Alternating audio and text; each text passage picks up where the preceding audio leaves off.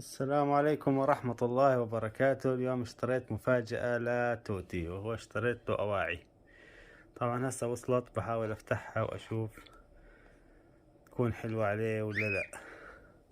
يلا بفتحها برجع لكم. الأواعي اللي وصلت لتوتي، وهي زي جاكيت يلبسه، وبنفس الوقت في مكان يتبرز بيه، وبنفس الوقت في له هذه الحديدة اللي انت شايفها للحبل عشان تربط، وهذه افضل للربط. يعني بتلبسوا اياه الجاكيت وتشبك هذه الحديدة بالحبل، بيكون مربوط وجاهز بدون ما تضايق الطير.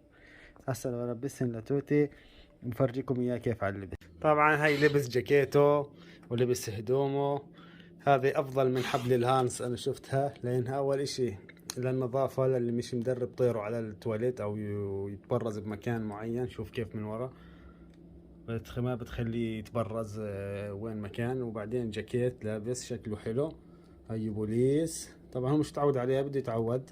اسهل يتعود على هاي لانها مش ضاغطة عليه.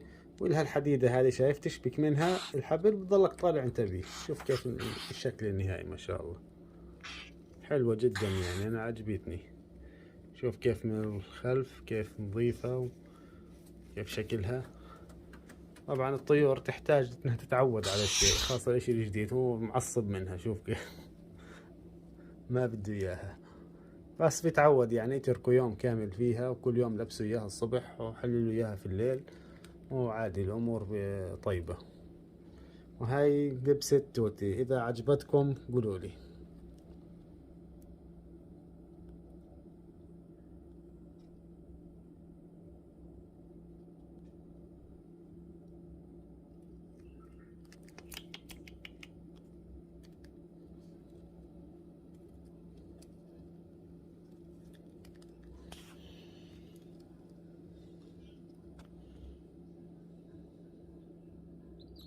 شو توتي حبيبي؟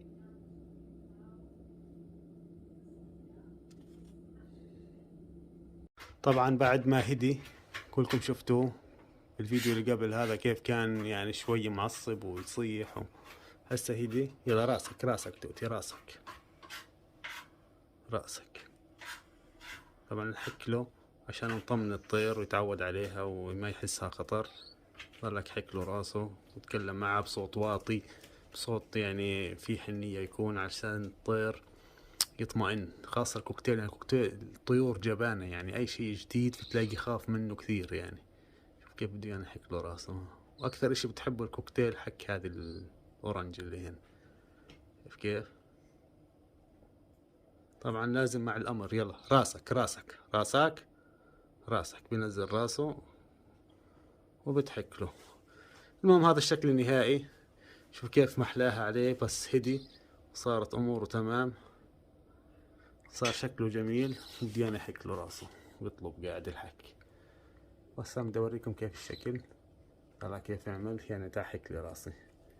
المهم اللي بده يعرف من وين جبتها أنا، هذه جبتها من الأمازون. اكتب بيرد كلوث او كوكتيلز كلوث، بتجي لك اشكال والوان، وفي جاكيتات عرايس، وفي اشياء كثير حلوة يعني اللي حابه. واسعارها بسيطة، يعني هذه حقها $4 يعني مش مبلغ يعني.